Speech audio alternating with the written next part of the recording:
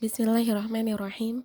Innal hamdalillah nahmaduhu wa nasta'inuhu wa nastaghfiruh wa na'udzu billahi min syururi anfusina wa min sayyiati a'malina man yahdihillahu fala mudhillalah wa may yudhlil fala hadiyalah. Rabbi shrah li sadri wa yassir li amri wahlul 'uqdatam min lisani yafqahu qawli. Perkenalkan, nama saya Fathia Silma dari kelas 5A program studi ilmu hadis di STI Persis Garut. Insya Allah pada kesempatan ini saya akan menjelaskan beberapa hal mengenai syirkah. Pertama, syirkah memiliki 3 wazan fi'il mengikuti kata sariqah, ni'mah, dan samaroh. Syirkah secara etimologi berarti percampuran. Syirkah atau syarikat dalam bahasa Arab adalah syarikatun, sama timbangannya dengan perkataan ni'mah. Syarikatun ni'mah sama timbangannya dengan perkataan sariqah, dan syirkah sama timbangannya juga dengan perkataan samaroh. Syirkah menurut bahasa pula dibaca syirkah dengan membaca syirkah menurut bahasa juga dibaca syurkah dengan membaca mendomakan huruf shin, yaitu sesuatu yang diserikatkan, sementara asal huruf shin, ro, dan kaf bermaksud perbedaan. Di antara firman Allah Ta'ala, dan sesungguhnya kebanyakan dari orang-orang yang berserikat itu, sebagian dari mereka berzalim kepada sebagian yang lain. Quran Surat Shad ayat 24. Adapun secara terminologi atau istilah, syirkah ada 2 jenis. Pertama, syirkah amlak, yaitu berkumpulnya hak harta, baik berupa barang tidak bergerak atau barang bergerak, atau manfaat dari barang perniagaan saja, bukan barang itu sendiri. Hal tersebut terjadi sebagai bentuk persekutuan 2 orang atau lebih, di mana keduanya memilikinya dengan cara membeli, hibah atau warisan, dan lain halnya. Jenis syirkah ini merupakan persekutuan di mana masing-masing pihak merupakan orang lain di dalam bagian persekutuannya. Maksudnya, seorang tidak boleh bertindak kecuali atas izin pemiliknya. Adapun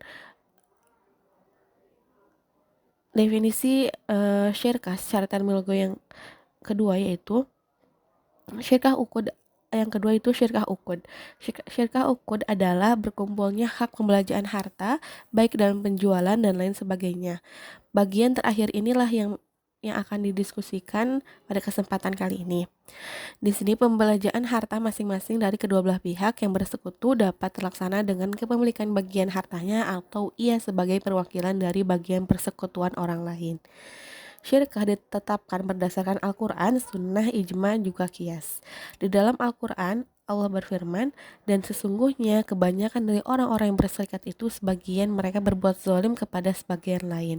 Yang ada surat Shad ayat 24. Dalam sunnah Nabi, seperti hadis-hadis adapun dalam sunnah Nabi akan dijelaskan pada waktu selanjutnya. Lalu selanjutnya dalam ijma ulama sepakat mengenai syirkah secara keseluruhan, dan menurut kias yang sahih menuntutnya karena syirkah memiliki masalah yang besar. Syirkah berdasarkan prinsip-prinsip akad. Selanjutnya, syirkah itu sangat ada beberapa macam. Di antara macam-macam syirkah, para ahli fikih membagi syirkah uqud menjadi 5 macam. Yang pertama ada syirkah al-inan, ada syirkah mudharabah, ada syirkah al-wujuh, syirkah abdan, dan syirkah al-mufawwadah. Syirkah al-inan atau syirkah modal, yaitu syirkah inan adalah ada 2 orang atau lebih di mana harta mereka disatukan, di mana keduanya bekerja atau salah satunya saja yang bekerja, dan keuntungan orang yang bekerja lebih besar dibanding orang yang tidak ikut bekerja. Selanjutnya ada syirkah mudharabah, yaitu seorang memberikan sejumlah harta untuk dijadikan modal kepada orang lain dengan pembagian keuntungan yang jelas. Lalu yang ketiga ada syirkah al-wujuh, yaitu ada 2 orang atau lebih bersekutu atau berserikat ingin mendapatkan keuntungan dari barang perniagaan yang mereka beli dengan tanggungan di mana masing-masing tidak menyertakan hartanya, sementara keuntungan keduanya dibagi sesuai dengan apa yang disyariatkan. Yang keempat ada syarikah abdan, yaitu dua orang yang atau lebih bersekutu atau berserikat pada apa yang diusahakan dengan fisik mereka dari sesuatu yang mubah, atau dua orang bersekutu atau berserikat terhadap tanggung jawab pekerjaan yang mereka hadapi. Dan yang kelima, syirkah al-mufawwadah, yaitu masing-masing dari kedua belah pihak saling menyerahkan setiap transaksi harta dan fisik di dalam pembelanjaan dan pembelian yang merupakan tanggungan masing-masing dan di dalam sesuatu menguntungkan untuk atau merugikan tanpa keduanya memasukkan di dalamnya unsur pekerjaan atau denda secara khusus. Syirkah al-mufawwadah ini mirip dengan syirkah al-mukhtalithah, seperti itu. Lalu selanjutnya ada beberapa macam syirkah di era modern. Syirkah terbagi dari sisi pembentukannya kepada dua bagian. Yang pertama, syirkah perorangan, yaitu perusahaan atau suatu perusahaan yang nampak di dalamnya pribadi-pribadi saat pembentukannya, sekira yang dijadikan ukuran adalah pribadi yang bersangkutan. Lalu ada syirkah atau perusahaan permodalan atau kapital, yaitu perusahaan yang unsur pribadinya tidak penting menggunakan unsur yang paling urgen adalah harta uang dalam mengeksploitasi perusahaan.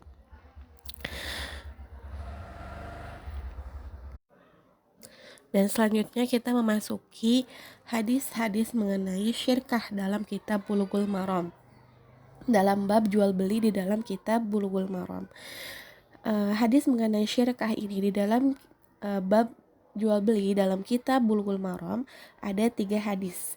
Hadis yang pertama, redaksi hadisnya, An Abi Hurairah radhiyallahu anhu qala Rasulullah sallallahu alaihi wasallam qala Allahu ana thalithu syarikaini ma lam yakun ahaduhuma sahibahu fa idza khana kharajtu min bainihima.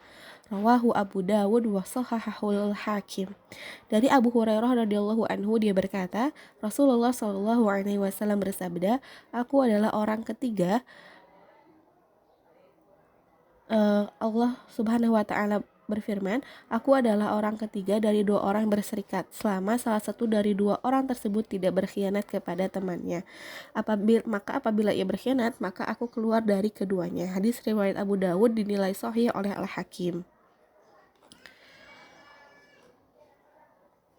Derajat hadis ini memiliki derajat hasan karena hadis ini diriwayatkan oleh Ad-Darqutni, Al-Hakim, dan Al-Baihaqi dari sanad Muhammad bin Az-Zabarqani dari Abu Hibban At-Tamimi dari ayahnya dari Abu Hurairah.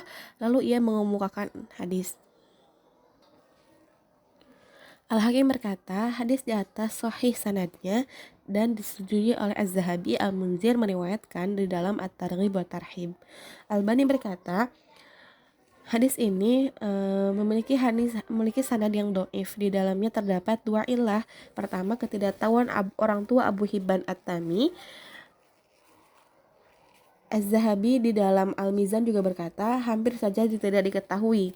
Kedua, perbedaan pendapat dalam ketersambungan sanad hadis ini. Ibnu Zabarqani meriwayatkan dalam keadaan sanad bersambung. Maka kesimpulannya, sesungguhnya hadis ini memiliki sanad yang dhaif karena adanya perbedaan pendapat pada tersambungnya sanad, tersambungnya, terputus, dan ketidaktahuan perawi hadis. Lalu hadis ini menjelaskan atau hadis ini menunjukkan kebolehan bersekutu secara umum di dalam berbagai pekerjaan dan di dalam berbagai akad. Seluruh persekutuan atau perserikatan baik yang ada di dalam harta atau pada fisik dalam berbagai hal lainnya, baik bersekutu atau berserikat dalam perusahaan patungan, perseorangan terbatas, atau perusahaan gabungan dan atau yang lainnya, maka yang dijadikan dasar di dalamnya adalah hukum mubah selagi tidak ada yang melarangnya atau pencegahnya. Ketika di dalam akad syirkah atau persekutuan atau pekerjasamaan terdapat unsur saling membantu di antara orang-orang bersekutu atau berserikat dan saling bergantian di antara mereka dalam pekerjaan, musyawarah, dan saling memahami terhadap apa yang memberi manfaat pada persekutuan dan pekerjaan mereka, maka merupakan rahmat Allah Ta'ala untuk memubahkan dan membolehkannya. Allah Ta'ala pasti menolong dan membantu para pemiliknya. Hal ini bagi kerja Hal ini bagi kerjasama usaha yang belum dimasuki pengkhianatan dan belum dimasuki oleh penipuan dari salah satu pihak yang bersekutu atau beberapa orang yang bersekutu pada temannya. Ketika terjadi demikian, maka Allah Ta'ala akan meninggalkan mereka tanpa pertolongan dan bantuan. Mereka akan menempati kerugian dan kelangkaan karena dasar perbuatan adalah niat yang soleh dan lurus. Oleh karena itu, apabila ini tidak ada dan masuk pada tempatnya penipuan dan pengkhianatan, maka keberkahan akan dihapus dari keduanya. Para ahli fikih berkata, syirkah al-mufawwadah ada dua bagian. Pertama, yang benar yaitu penyerahan masing-masing dari dua orang yang bersekutu atau lebih kepada temannya segala bentuk pembelanjaan harta, baik bersifat harta dan fisik, dari berbagai jenis persekutuan. Ini adalah perpaduan dari syirkah anan, wujuh, mudharabah, dan abdan. Maka yang demikian dikatakan boleh dan sah. Adapun yang kedua adalah yang rusak, di mana keduanya memasukkan pekerjaan di dalamnya merupakan pekerjaan yang jarang terjadi seperti menemukan barang temuan, mendapatkan warisan, denda dari tindakan kejahatan, atau keduanya memasukkan denda yang bersifat jarang seperti jaminan pinjaman dan menilai barang yang rusak serta jaminan terhadap barang yang digosok serta lain sebagainya. Lalu pada hadis kedua, redaksi hadisnya wa ansa ibni Yazid al-Mahrumi annahu kana syarikan Nabiy sallallahu alaihi wasallam qabla al-ba'tsah faja'a yaumul fathi faqala marhaban bi akhi wa syariki rawahu Ahmad wa Abu Dawud wa Ibnu Majah rawahu Ahmad wa Abu Dawud wa Ibnu Majah. Dari As-Sa'id Al-Makhzumi radhiyallahu anhu, ia berkata, sesungguhnya ia adalah partnernya bisnis Nabi Shallallahu Alaihi Wasallam sebelum masa kenabian. Lalu ketika masa Fathu Makkah tiba, maka Rasulullah Shallallahu Alaihi Wasallam bersabda, selamat datang saudara dan sekutuku atau teman serikatku atau partner kerjasamaku. Hadis riwayat Ahmad, Abu Dawud, dan Ibnu Majah. Hadis ini memiliki derajat hadis sahih. Dikatakan dalam At-Talkhis, hadis diriwayatkan oleh Abu Dawud, An-Nasai, dan Ibnu Majah. Juga Al-Hakim ini dikatakan hadis sahih. Demikian juga Abu Nuaim At-Tabarani dari sanad Qais bin As-Sa'id. Hadis ini dinilai sahih oleh Al-Hakim, juga disetujui oleh Az-Zahabi. Begitu juga Albani menilai hadis ini sahih. Dalam hadis ini, saat Nabi Shallallahu Alaihi Wasallam melakukan Fathu Makkah, masyarakat datang masuk Islam. Di antara orang yang datang adalah As-Sa'ib bin Abu As-Sa'im Al-Makhzum. Ketika Nabi melihatnya, maka Nabi berkata, selamat datang saudaraku dan sekutumu tidak akan pernah berdebat dan tidak pernah memberdayakan. Dalam hadis ini dikatakan sesungguhnya persekutuan atau perserikatan atau kerjasama telah ada sejak zaman jahiliyah, lalu dikukuhkan kembali oleh agama Islam dan ditetapkan oleh agama Islam, mengabadikan segala hal yang baik dan bermanfaat serta membatalkan segala hal buruk dan berbahaya. Sesungguhnya muamalah yang baik dan lurus memiliki efek yang abadi dan terdengar baik walaupun lama dan panjang waktunya. Berbeda dengan muamalah yang buruk dan perilaku yang tercela, maka ia tidak menyisakan kecuali dampak yang buruk dan kenangan yang tidak baik. Di dalamnya merupakan kebaikan perilaku Nabi Shallallahu Alaihi Wasallam dan ketepatan janjinya. Beliau tidak akan melupakan kepada laki-laki yang memiliki sifat pertemanan yang baik, pergaulan yang akrab, dan muamalah yang bagus. Adapun toleransi dan kelembutan, maka ia dapat menarik kasih sayang dan melanggengkan persaudaraan dan kemurnian hidup. Oleh karena itu, Nabi Shallallahu Alaihi Wasallam memuji sekutunya atau partner kerjasamanya dengan dua perilaku yang mulia ini. Seorang muslim harus berbuat baik kepada muslim lainnya apabila orang-orang bersekutu agar mereka bercermin dengan keduanya. Jadi apabila orang-orang yang melakukan kerjasama bercermin pada sikap Nabi dan partner kerjasamanya ini. Di dalam hadis ini merupakan anjuran untuk tetap setia pada tetangga yang lama atau sahabat yang lama atau teman atau partner kerjasama serta teman yang pertama, karena hubungan sahabat dan yang pertama yang muncul padanya tidak akan dapat dipisahkan. Oleh karena itu, seseorang hendaknya tidak melupakan dan ia harus mengenal pergaulan yang pertama karena ini merupakan kesetiaan, di mana kita melihat kepada contoh Rasulullah Shallallahu Alaihi Wasallam ini. Lalu pada hadis ketiga dengan redaksi hadis, wa an Abdullah bin Mas'ud radhiyallahu anhu qala ishtaraqtu ana wa Ammaru wa Sa'du fi ma nusibu yaum Badr, sampai akhir hadis. Rawahu Nasa'i wa ghairuh. Dari Abdullah bin Mas'ud radhiyallahu anhu, ia berkata, aku berserikat dengan Amru dan Sa'ad pada suatu yang didapatkan saat perang Badar. Hadis riwayat An-Nasa'i. Hadis lengkapnya dilihat dalam kitab An-Nasa'i. Redaksinya adalah Ishtarakatu ana wa Ammar wa Sa'du yawmun badri faja'a Sa'du bi asiraini walam aji ana walam Ammaru bi syai'in. Hadis ini memiliki derajat hadis ini diriwayatkan oleh An-Nasa'i, Abu Dawud dan Ibnu Majah. Juga yang lainnya menerusi jalur Abu Ubaidah daripada ayahnya bernama Abdullah bin Mas'ud. Abu Ubaidah tidak pernah mendengar hadis daripada ayahnya, oleh karenanya hadis ini munqati, maka hadis di atas adalah hadis munqati, terputus sanadnya antara Ibnu Mas'ud dan anaknya Ubaidah. Al-Munzir berkata, sesungguhnya Abu Ubaidah tidak pernah mendengar sama sekali hadis dari ayahnya Ibnu Mas'ud ini. Asy-Syaukani berkata, Ibnul Manzini, At-Tirmizi dan Ad-Darqutni tidak mensahihkan apa yang diriwayatkan oleh Abu Ubaidah dari ayahnya ini. Adapun penjelasan mengenai hadis yang ketiga ini, maka dibolehkan mengadakan pengongsian atau perserikatan atau kerjasama badan kesama orang lain.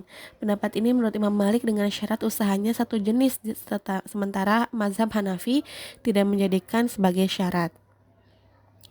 Sementara Imam Syafi'i berkata, setiap kerjasamaan atau perserikatan atau persekutuan badan adalah batil karena setiap orang punya perbedaan dalam tubuh, baik manfaat maupun kemampuan. Jadi ada kemungkinan perserikatan semacam ini hanya merugikan satu pihak sementara pihak lain lebih banyak mendapat keuntungan.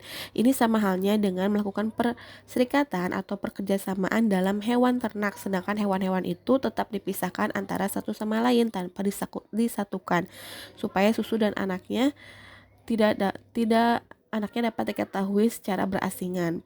Perserikatan seperti ini dianggap tidak sah.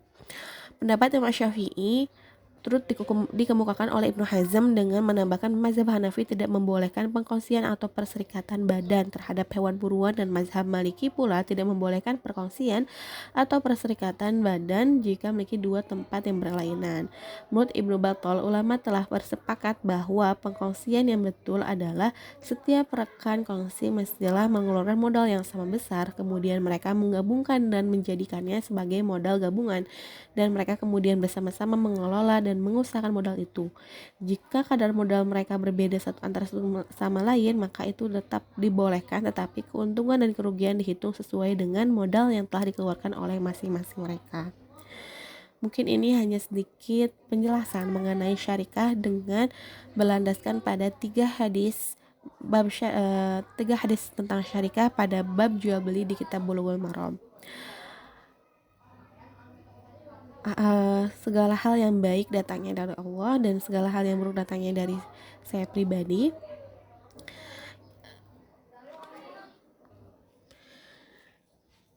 Dan ini tidak banyak sebenarnya penjelasannya, semoga dapat memahami, semoga dapat membuat faham mengenai apa itu syarikah.